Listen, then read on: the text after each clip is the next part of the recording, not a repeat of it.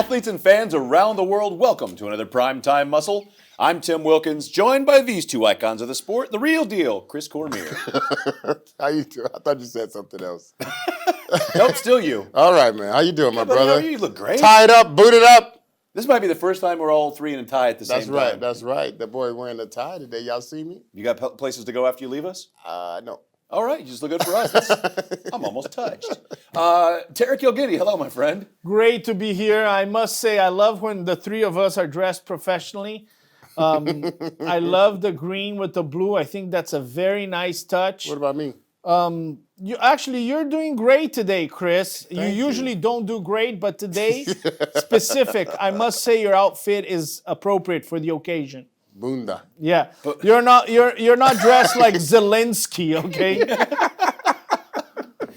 All right, well, guys, we're talking about a guy that blew us away, taking second at the Olympia last year.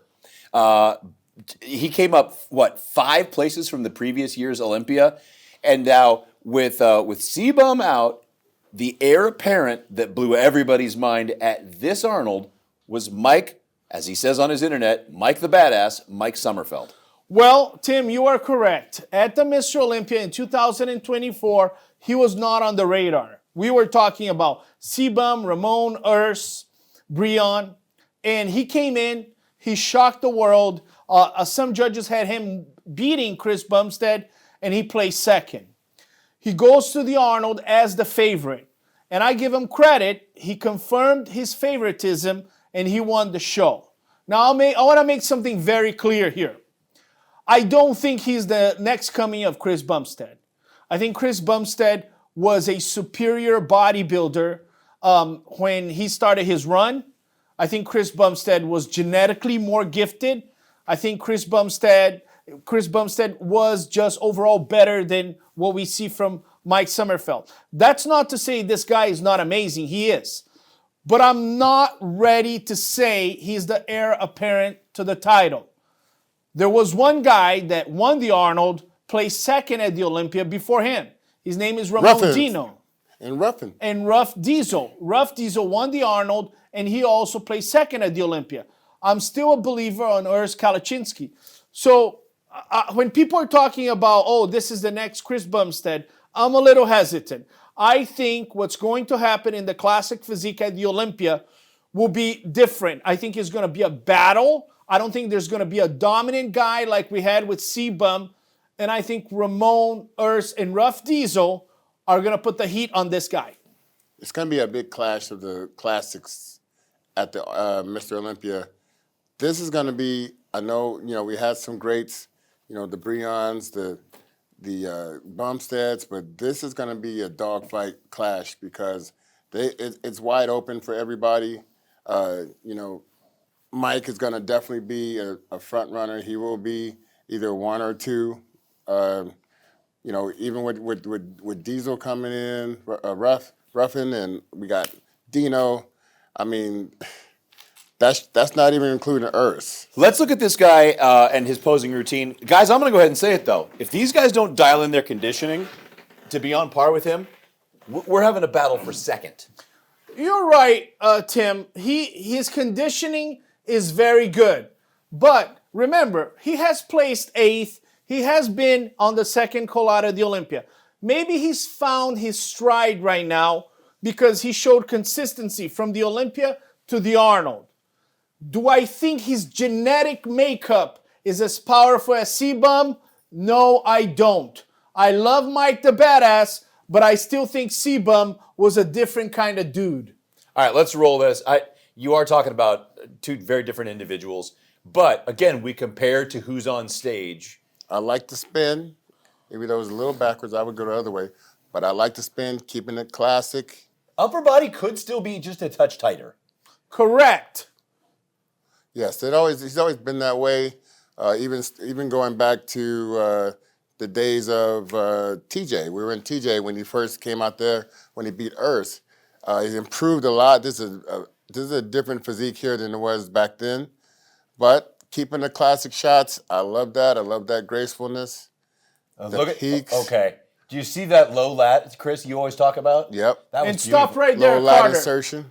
Okay. This is great bodybuilding, guys. You know, you can't deny. He's got the lines on the hamstrings. This is great muscular development on the quads, right? This is what you want from bodybuilding, quads, and then he's got the hamstrings. He's got the mass on the chest, beautiful arms. We talked about Andrew Jacked. The shoulders are not overpowering here, right? It's matching the whole physique. But I'm going to agree with Timothy Wilkins. I would like to see a little bit more separation here. If he comes in on a side chest with Ramon or CBum, and those guys are conditioned, they might overtake him here. But that's the style of side chest he's hitting. He's doing a vacuum, and he's pulling that forearm into the chest. It's the old school style of side chest. Some of the guys are lowering the arms, that whole forearm a little bit lower towards the hip, and getting a little contraction in that serratus and oblique area. So to your point, Chris, though, you need to be a touch more conditioned for that. So if you're going to hit that, you got to take that down from the side, bring that down, lower that forearm to show it. Little Robbie Robinson. Get that Black Prince going on. But to do that and then to sit on that quad just a touch more, again, you're judged against who was there with you on that stage at that time. Logan Franklin gave him a run for his money. But we're going to talk about that in a minute. Conditioning-wise, at the Olympia, if Matt Grego requalifies, he's going to give him trouble because Matt comes in a little tighter. Oh, Matthew, you can roll the tape, Carter. Matt Grego is going to be there. Logan Franklin's going to be there. But Chris brings a good point. Terrence Ruffin is going to be there.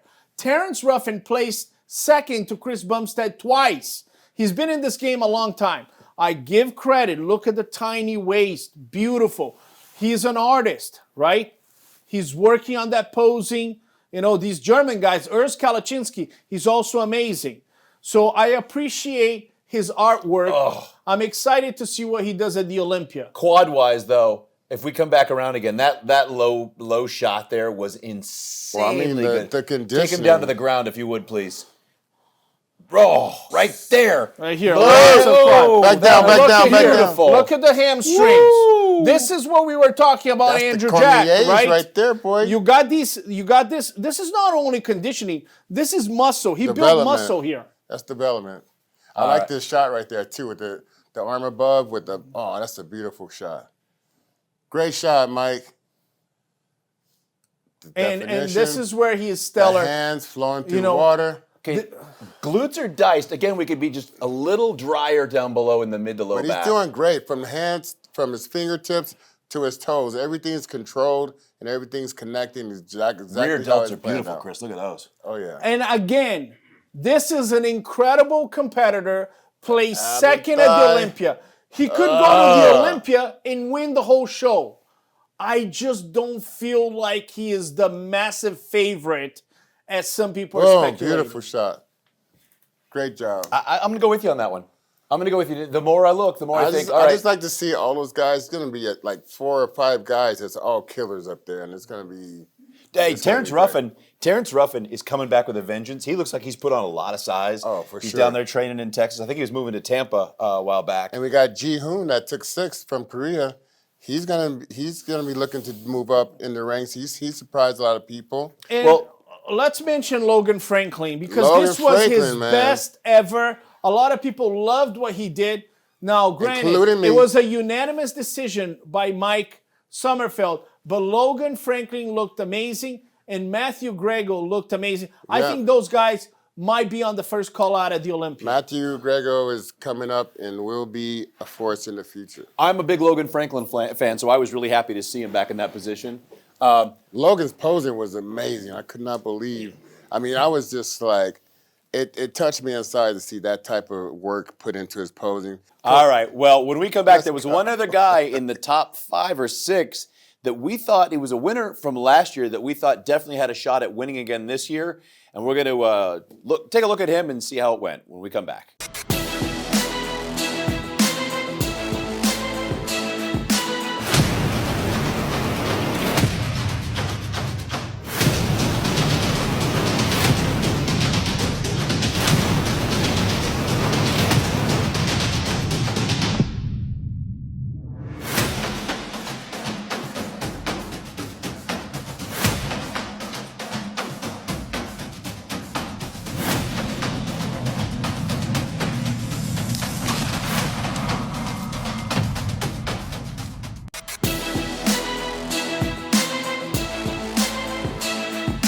And we're back, and we're talking about the one and only Dutch Oak, the winner of last year's Arnold Classic, Wesley Vissers.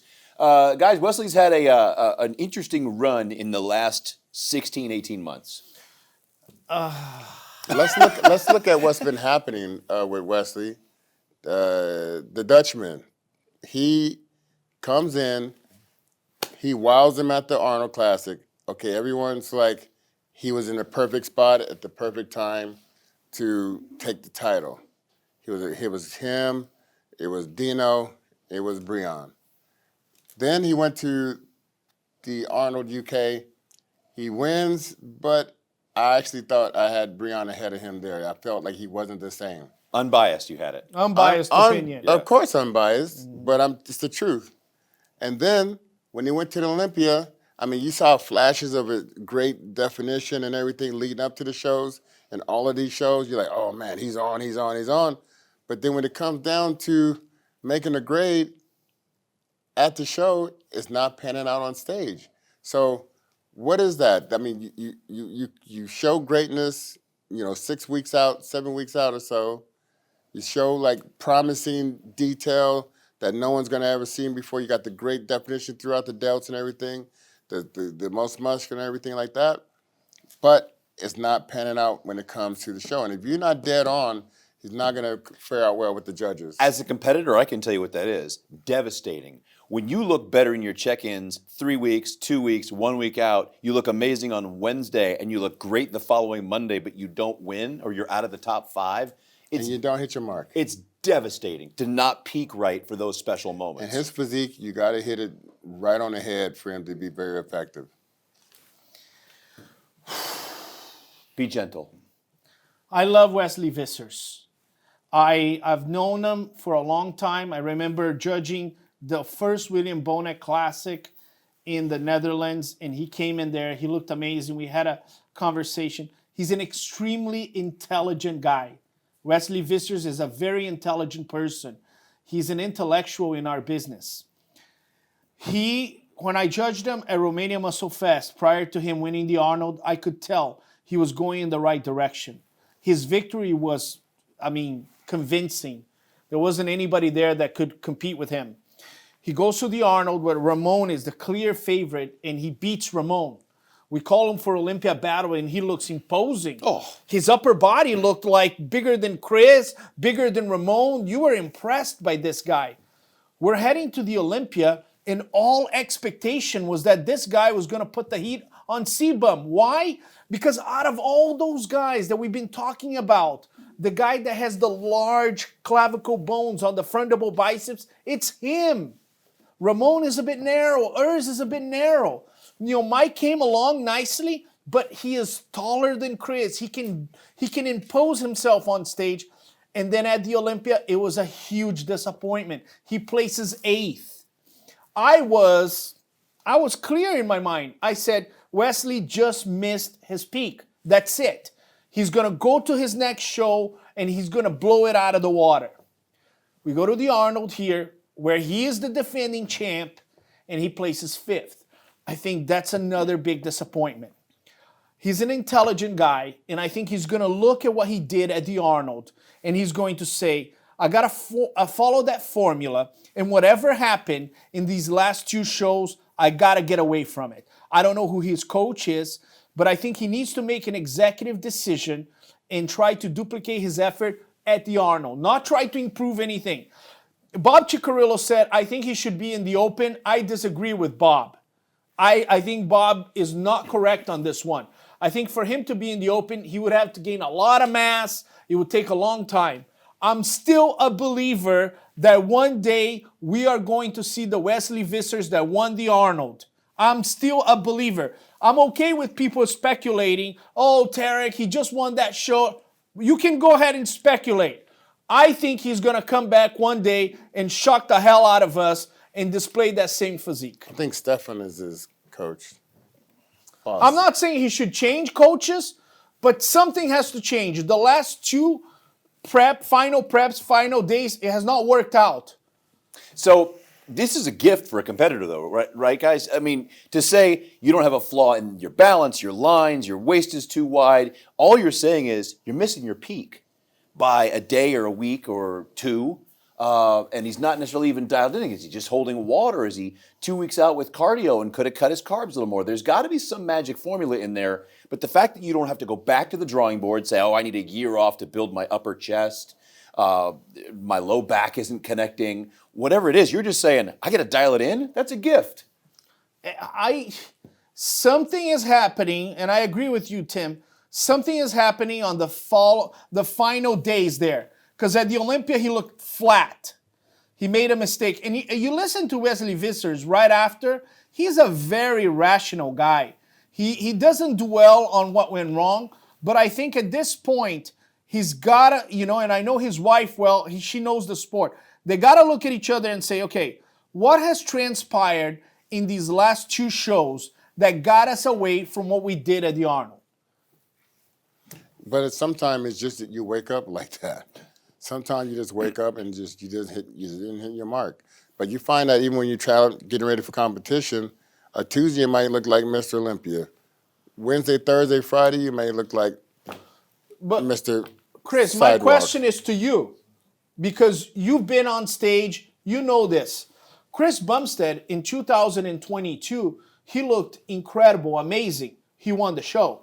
In 2023, when he got Ramon was second, I didn't think he looked that great, but he still won the show. The gap was not that much. He was still winning the show. The gap between his winning formula and what has happened to him, we're not talking about him placing second or third or fourth. We're talking about first to eighth.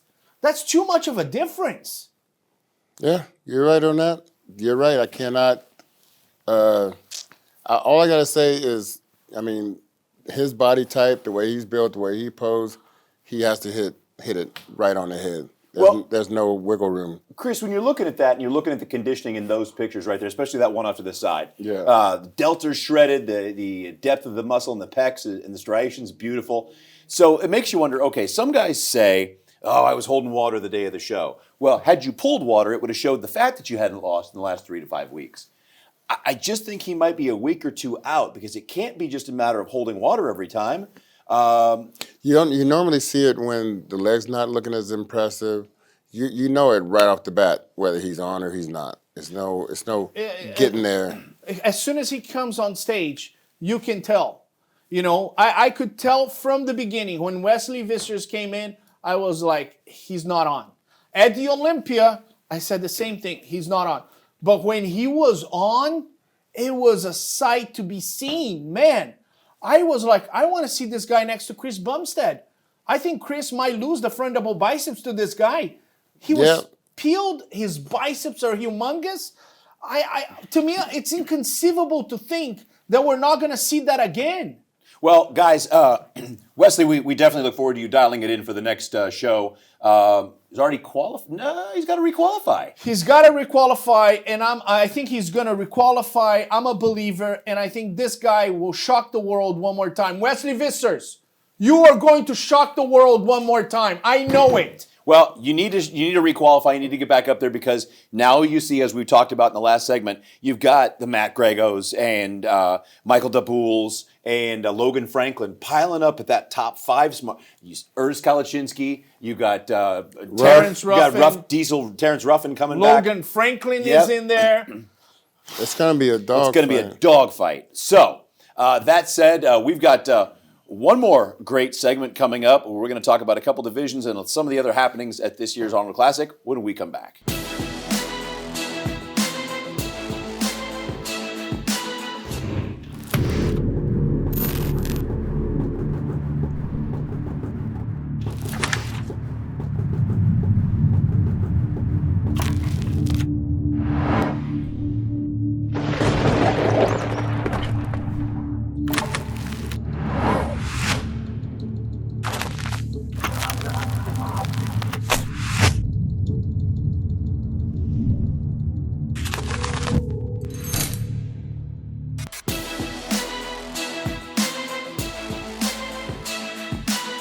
All right, not every category is represented at the Arnold Classic, but one that always is the wheelchair division. And we were expecting, as were many people, the reclamation of a title by Harold King Kong Kelly. King Kong Kelly. And we got a bit of a surprise this time. Rajesh John? Rajiv from India. He's not the biggest guy. He's definitely not one of the biggest guys, but he's probably one of the best genetics. He's got a tremendous front double biceps, tremendous back double biceps, and his conditioning was on point. Harold was not on. Gabriele Andriuli, who has tremendous tradition of conditioning, was not on. Kevin Secundino from France was not on. So Rajev, even though he's smaller than them, he came in and knocked it out of the park. Amazingly enough, last year at the Olympia, he wasn't at his best.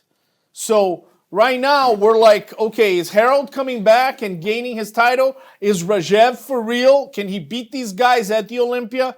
We have expectation. We don't know right now who's the favorite going in. You can put your chips on Harold Kelly, right? That would be the safe choice. But he just lost to Rajev. Rajev was a lot more polished, I noticed, at this show than he was at the Olympia. The cuts were in. He just looked like a complete bodybuilder. I mean, I know, they said the story about him receiving a shot when he was young that left him paralyzed. I don't know if that has something to do with him having a little bit more development in his back, because his back was amazing.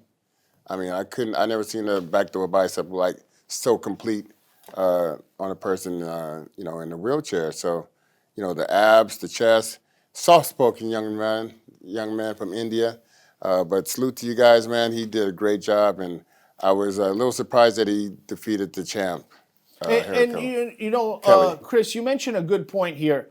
Nick Scott goes on stage and he talks about what has happened to the competitor. And he said that when he was 4 years old, he took a polio vaccine, and he had a very high fever, and that impacted his something that got him to become, in a wheelchair, right? Yeah. So I love that Nick Scott gives you the background. You get to learn, and you get to be inspired by all of them, right? Harold Kelly has been very open about, hey, I suffered a car accident. I was not wearing a seatbelt. One of my missions in life is that you wear a seatbelt. Bradley Betts is a friend of mine. I love Bradley. Bradley was a tremendous baseball player. I know some of them that are black belt in jiu-jitsu, and now they're in a wheelchair. Is an incredible category. I'm passionate about it. Every year at the Olympia, this past year on my rotation as judging, I didn't judge the wheelchair. Every year we rotate, and that was the only category I didn't judge. But I know this year I will judge. I love those guys, and I want to give credit to Nick Scott. I always go into they was in a separate room to the right at the meet and greet. So I always go over there, and I always shake the guys' hands and let them know that, hey, have a good show, and I'll see you guys out there. Well, one thing that is the struggles and the extra difficulties that it takes to get on stage as a wheelchair competitor, one of those is conditioning. Because of the access to various forms that we all use, you think, okay, I'm going to get conditioned for my show. I'm going to spend hours on the treadmill, the Stairmaster, the step mill, the elliptical, out. So they've got to find those ways to get that last little bit of conditioning and get those fine tunes. He looked amazing. They have that one. The hand bike. Yeah, hand bike. How many gyms have you been in that have that? One. I've been in one. One. So it is great to see when they bring that kind of conditioning, that quality like he brought to the stage. The pictures I saw, especially in the front, he's got a great V-taper. I'm excited to see if he's going to win the Olympia.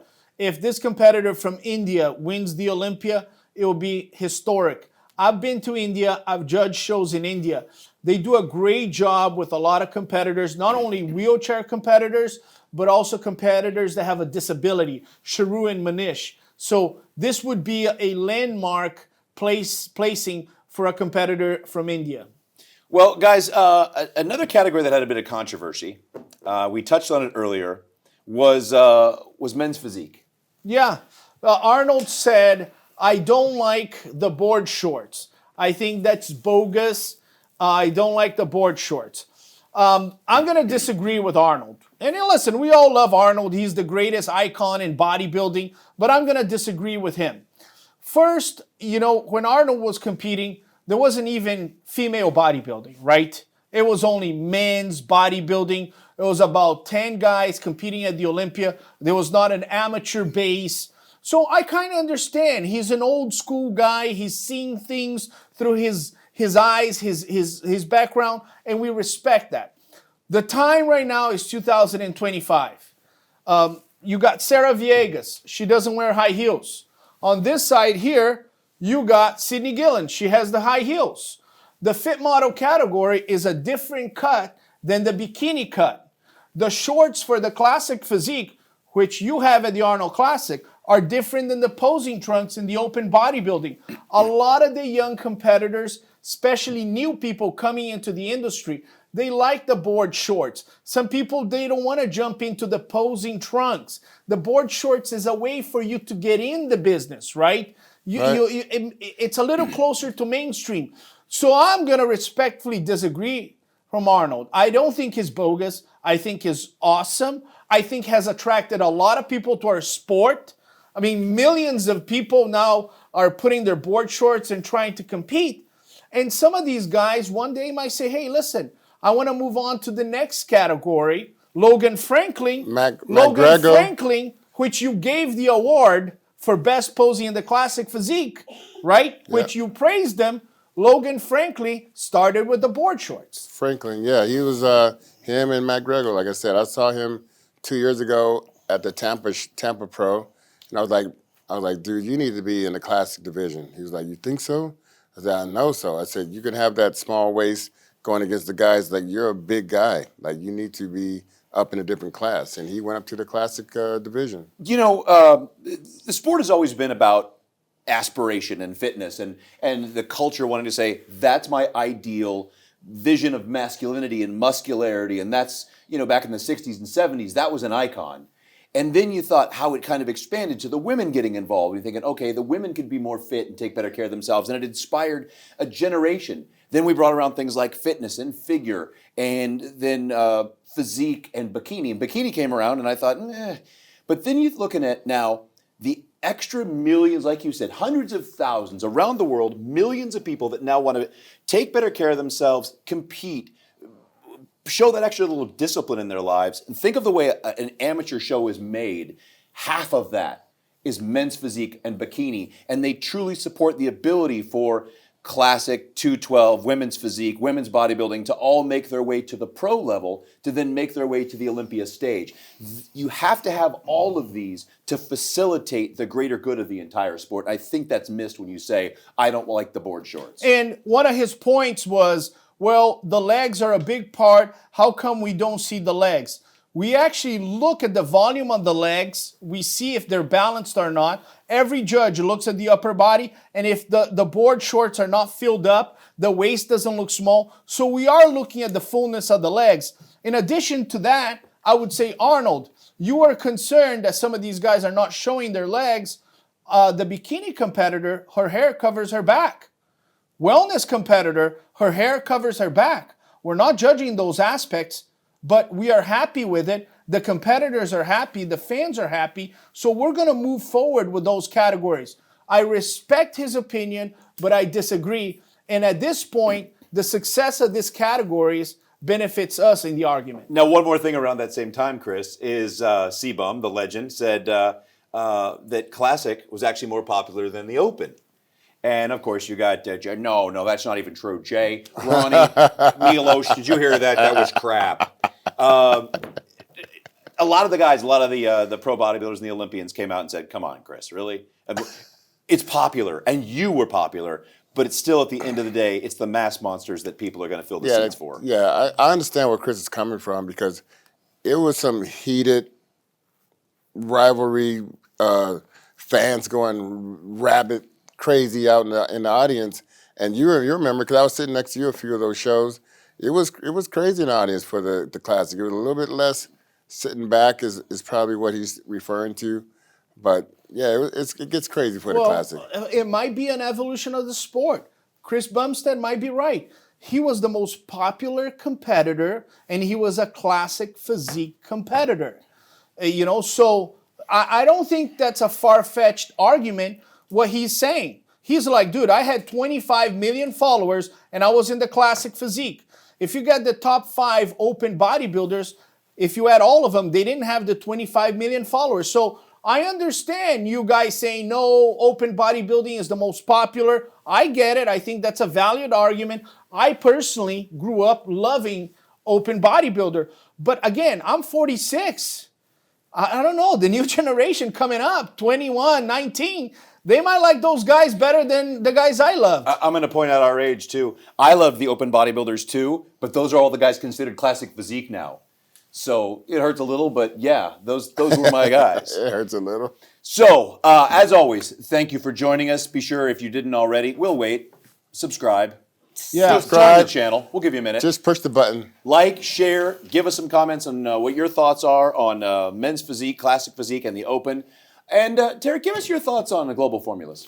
I'm going to tell you guys, this is the best protein in the business. This is the Pro Zero from Global Formulas. It's the only protein product that has 0 carbs, 0 fat, 0 sugar, and 0 cholesterol. Guys, you're not going to get this kind of product anywhere in the world. I want you to go right now to www.globalformulas.com. Get your order right now and get yourself ready for the Mr. Olympia. Back to you. Train hard, demand the best. Tim Wilkins. Demand the best. You know, I was going to try and repair that pitch, but you did a good job. If you need a repair, there's a formula for it. Chris, good to see you, bro. Good to see you, my man. Chris Cormier, Always. the real deal. Tarek El Gindi, you're going to be judging shows all over. Say hi to Tarek and Chris when you see them out and about. I'm Tim Wilkins. As always, thank you for joining us on Primetime Muscle.